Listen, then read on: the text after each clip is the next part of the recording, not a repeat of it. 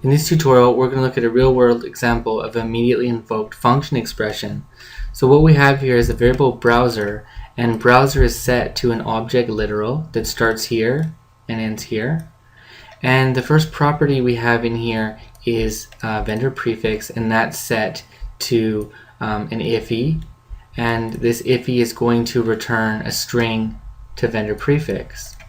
So let's talk a bit about vendorPrefixes. VendorPrefixes always start and end with a dash, and if you've worked with CSS3 before, you've probably seen them before.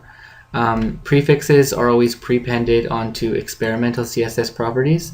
So most of the time developers will have the most recent browser, and if they want to try some things in CSS3, try out some of the experimental properties, they can prepend on the vendorPrefix that's specific to the browser that they're using, and they can try out some of these new experimental CSS properties that aren't available on most people's browsers because they don't have a recent browser.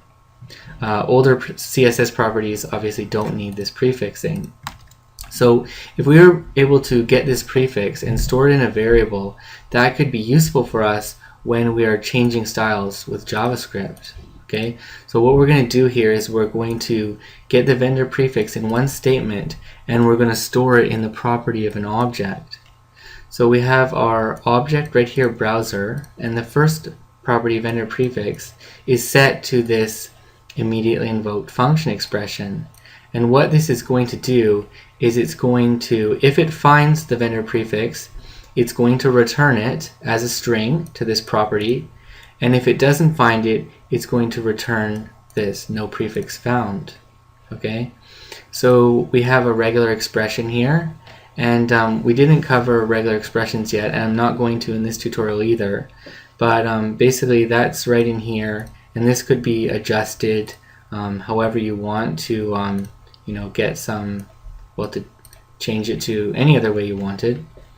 And we have variable script, and script is set to document get elements by tag name, and passing in the script here and then the first element of it. So what this is going to do is it's going to return an array of all of these tags into script, and prefix is being set to an empty string, just declaring the variable here. And then we have a for in loop here, and this is going to loop through all the properties in script.style. So we should be able to find this script.style if we use Mozilla, if we use Firefox here. So if I go to the HTML, and we have script right here, here's our script tag, and we right click on it and go inspect in DOM panel. And so inside script right here we can see, let's just go to the top first.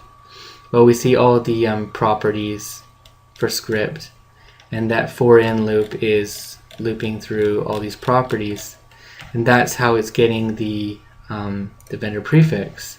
Okay, so yeah, if it finds it, it's going to return it, and if it doesn't find it, it's just going to return this no prefix found.